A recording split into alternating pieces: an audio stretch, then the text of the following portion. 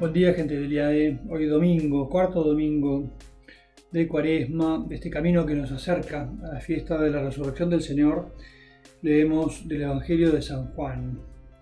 Dijo Jesús: de la misma manera que Moisés levantó en alto la serpiente en el desierto, también es necesario que el Hijo del Hombre sea levantado en alto, para que todos los que crean en Él tengan vida eterna.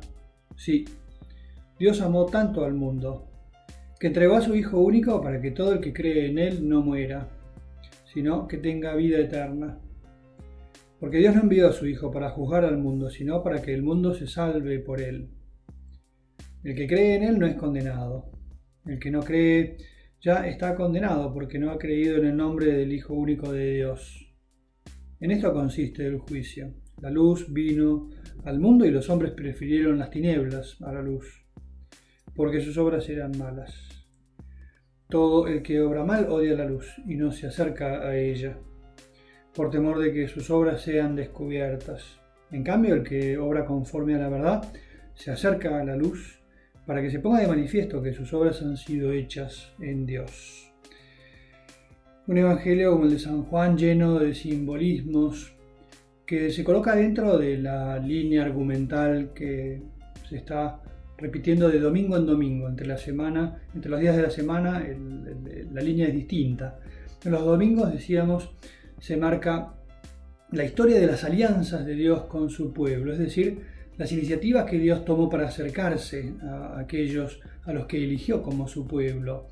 Empezábamos con Noé, seguíamos con Abraham, seguíamos con Moisés. Ahora nos encontramos en la época del exilio babilónico, en el cual se va a considerar en la primera lectura un momento en el cual resuena la profecía en la que Dios promete que le dará la salvación al pueblo cautivo en Babilonia. Va a venir un personaje también de tipo mesiánico, que es el emperador Ciro, el persa, que va primero a conquistar Babilonia y después va a liberar a los judíos para que puedan volver a su Jerusalén e incluso a sus tierras, e incluso a reedificar el templo.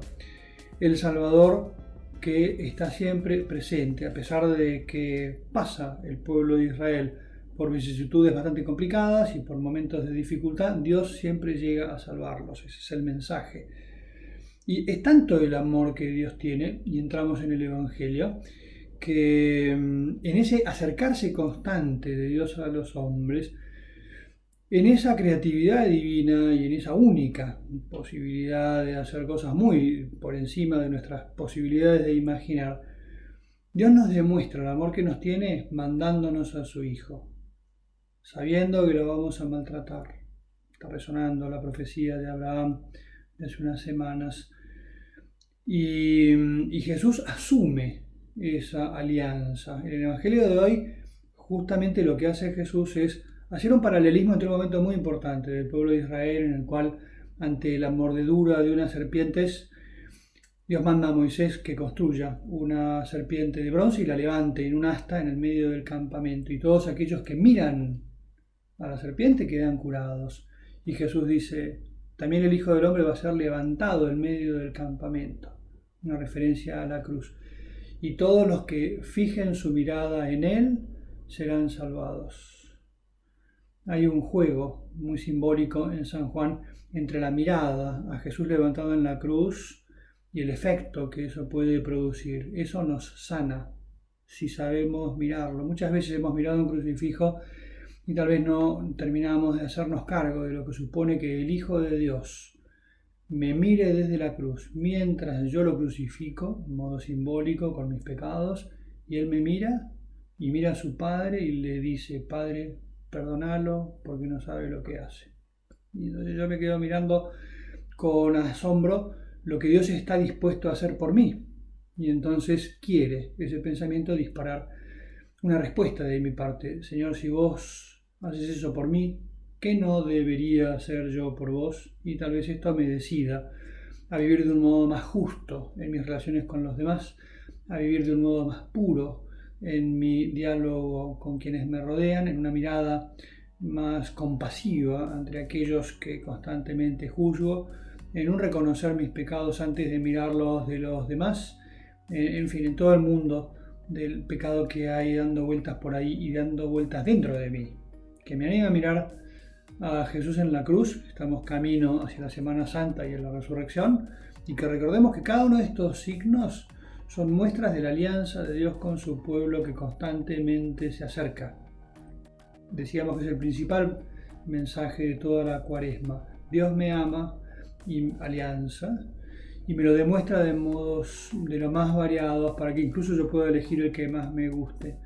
Y entonces, ante la sorpresa de ver el amor que Dios me tiene, desear que se dispare dentro de mí esa chispa inicial de decir: vale la pena vivir con Dios, vale la pena escuchar esta palabra, vale la pena acomodar mi vida al ejemplo que Él me da.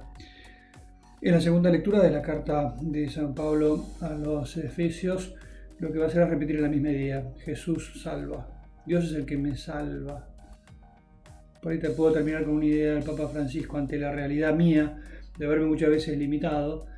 Nos decía el Papa Francisco: no es que tengo que estar limpio para llegar a Dios, sino que tengo que acercarme a Dios para estar limpio. Y lo que estamos haciendo en el camino de la Cuaresma, ¿no?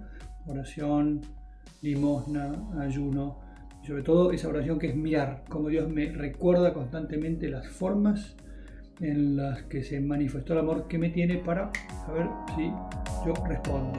Que nos bendiga el Señor. En el nombre del Padre, y del Hijo, y del Espíritu Santo.